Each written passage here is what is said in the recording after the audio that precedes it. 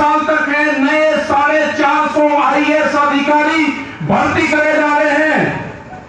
जो चली IAS पास हो गए, जो संघ के अधिकारी होंगे, जो उस विचारधारा के लोग होंगे, वे सरकार और विभाग के बीच का काम करेंगे। फाइल उनके वहां से जाएगी, उनको सचिव बनाकर जो अधिकारी है विभाग के ऊपर बनाकर बैठाए जाएंगे। वे नई भर्ती IASओ की हो रही है, 450 भर्ती IASओ की हो रही है। आप भी IAS अधिकारी भी खत्म होंगे देश से। ये लड़ाई किसान की नहीं है, ये लड़ाई जनता की लड़ाई है।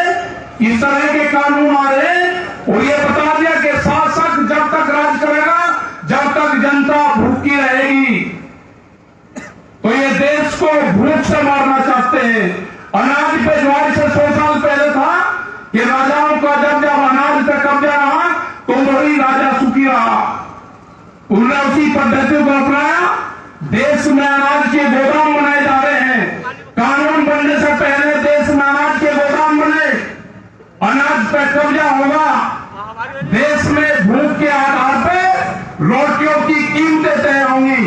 जब आदमी को भूख लगेगी उसी के आधार पर वो कीमतें बढ़ाएंगे। FCI को खत्म करा जा रहा है। FCI के गोदाम रिलायंस को दिए जा रहे हैं, अडानी को दिए जा रहे हैं। ये गोदाम तोड़ने पड़ेंगे। अगला आंदोलन देश में गोदाम तोड़ने का आंदोलन होगा।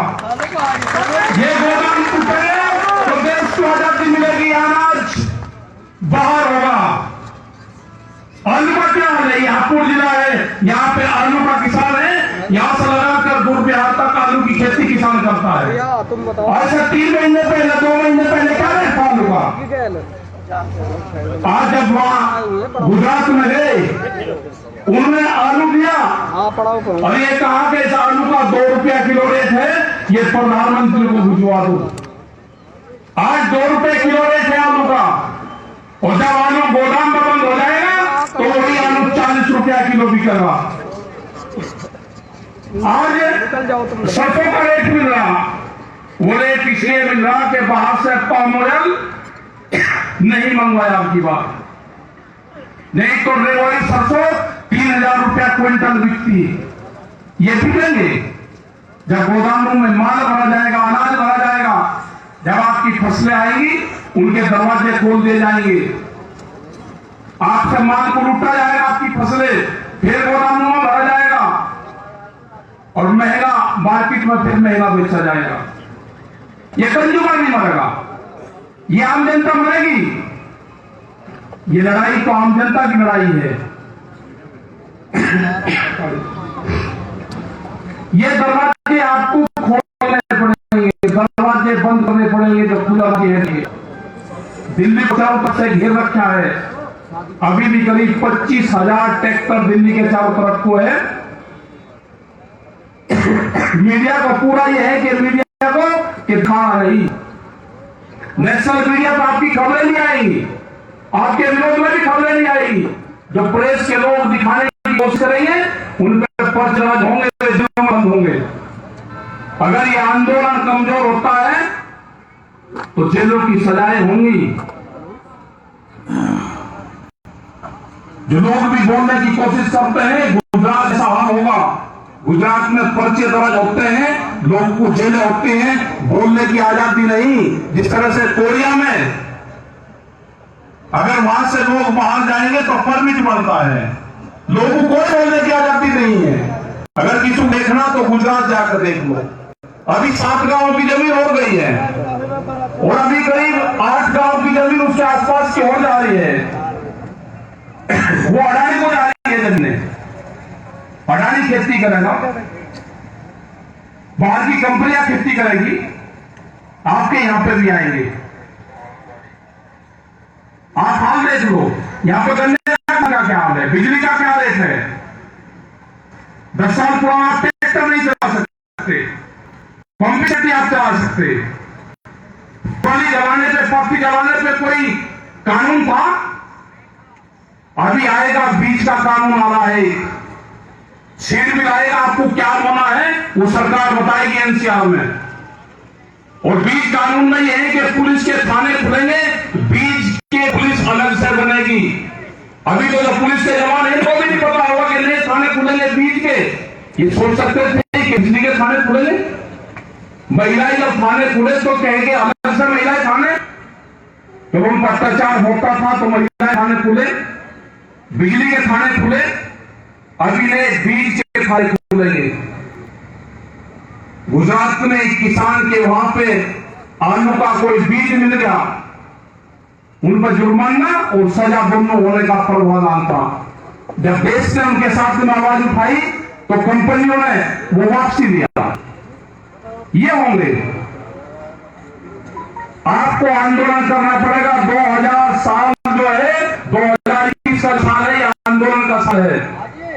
आप अपने घर मत बैठो।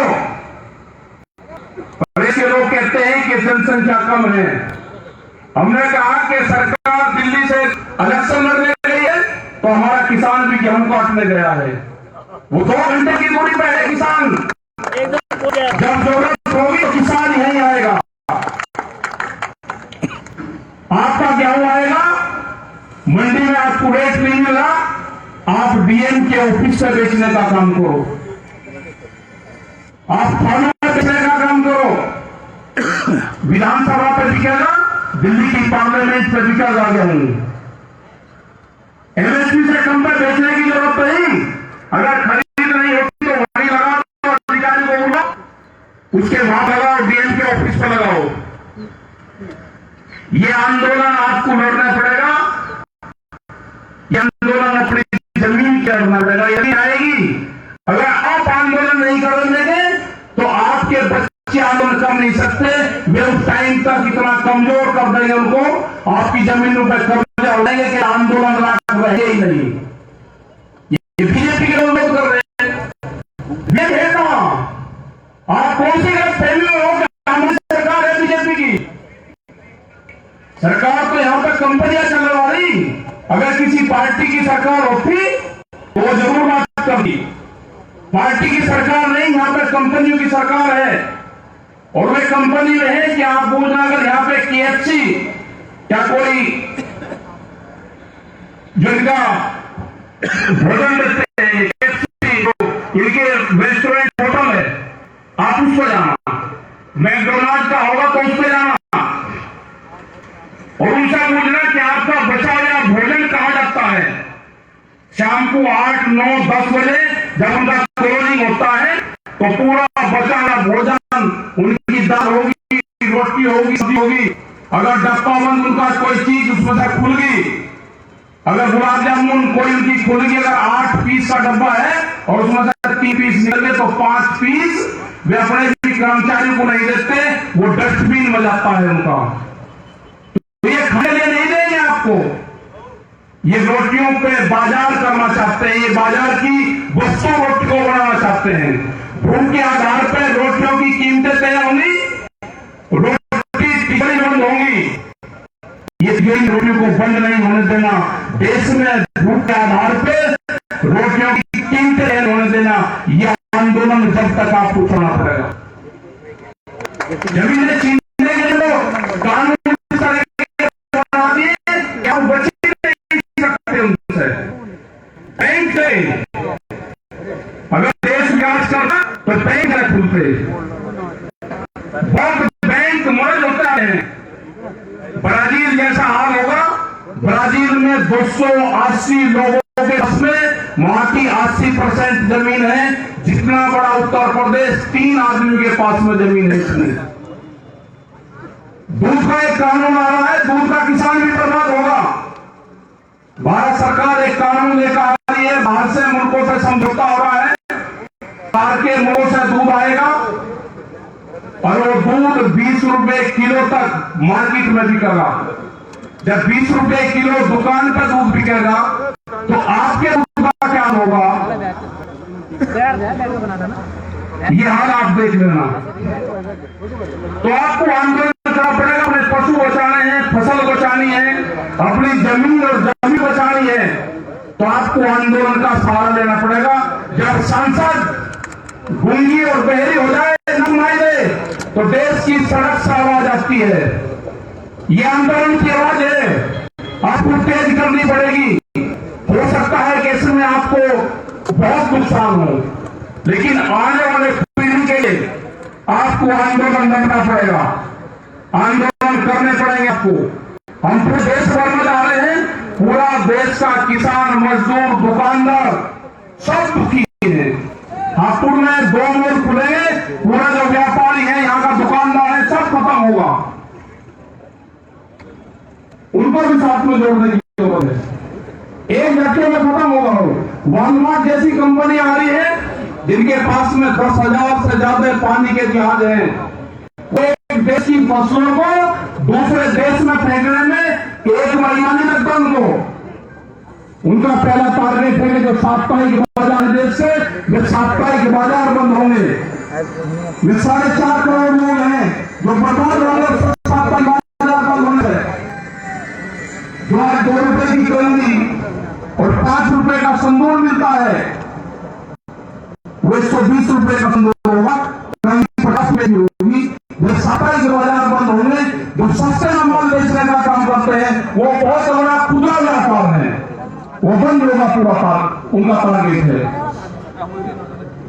यहाँ देश को, हिंदुस्तान के किसान हैं, गांव में रहते हैं, हमको बांटते हैं, दलित में, एससी में, एसटी में। अरे दलित तो सभी है, जो गांव में खेत में काम करता है वो दलित है। आप गलत फहम मत रहो। वे सब लोग दलित है, जो खेत में काम करता है वो दलित तो है। जब तक देश में जयराम और भीम के नारे नहीं लगाओगे, बच नहीं सकते आप, बटोगे। हमको नारे लगाने पड़ेंगे, जयराम जय भीम के नारे लगाने पड़ेंगे, आपको नारे लगाने पड़ेंगे। ये मुद्दे आपको उठाने पड़े, सब लोगों को साथ में जोड़ना पड़ेगा, नहीं तो सारे के सारे मजदूर बनाएंगे। ये कोरोना काल के माध्यम से ये जो बच्चों की पढ़ाई बंद करी है, क्या समझते हो कि ये पढ़ाई बंद इसी पर बंद होगी?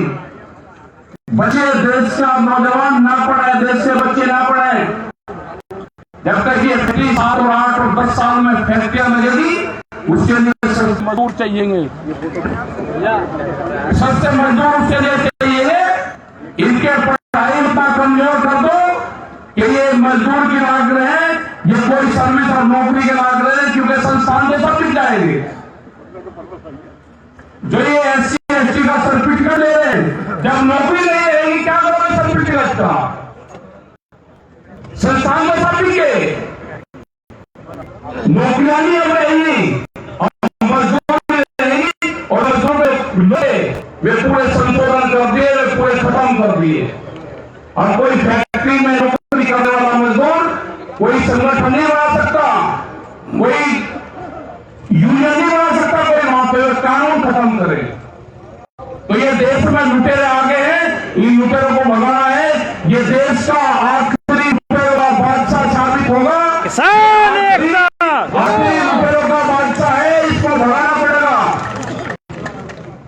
इसको भगाना पड़ेगा। यहां से दिल्ली में लुटेरे घुस गए हैं, इनको भगाना पड़ेगा। कभी करो इस देश में नहीं चलेगा, आपको आंदोलन करना पड़ेगा। उसके लिए आप तैयार हो, आंदोलन करो, अपने ट्रैक्टर ले दो। वे 3.5 लाख ट्रैक्टर फेल यही है, वे 25 लाख ट्रैक्टर जो 26 तारीख में गए थे, 25 लाख आदमी, उनको बांटने का कोशिश करी जा रही है। लाल किले पे खाली पोल था, इसी धार्मिक जगह उसकी क्या धाराएं बनती है, आपको धारा लगा दो। लाल किला पता है किसी को? लाल किला बिक चुका है 2 साल पहले। देश की जनता को पता रहना चाहिए कि लाल किला भारत सरकार का है। लाल किला तो डालिया को बेच दिया है, आम जनता को पता नहीं चला। अरे रिपोर्ट कर जाएगा हमारे ऊपर किसानों पे, तो डालिया करेगा। लाल किला को डालिया का है, और जब उस पर लाल किले पर झंडा फहराया जाता है तो 2 दिन के लिए उसका किराया भारत सरकार देती है। सभी दायित्व में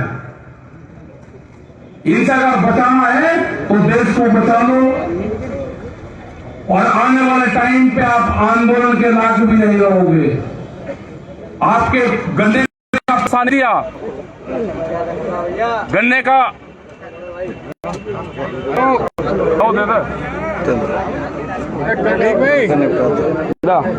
कंपल गई है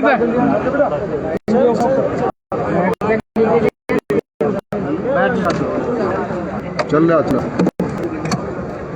जो सेल तो लेंगे तुम्हें यार दो रख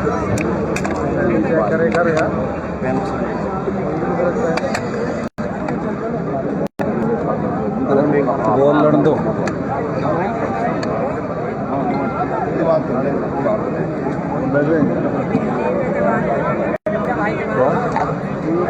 बोल रहा क्या भाई? नहीं बोल रहा।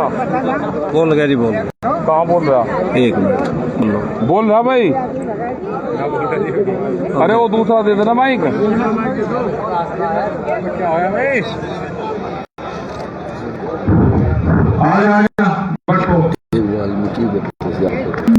अभी बोल आंदोलन आपको करने पड़ेंगे। बगैर आंदोलन के लिए काम नहीं चलना आपका। गुजरात बनना है पूरे देश का। गुजरात मॉडल देख के आए, प्रेस कॉन्फ्रेंस करते हुए युगवीर सिंह जनसंख्या थे वहां।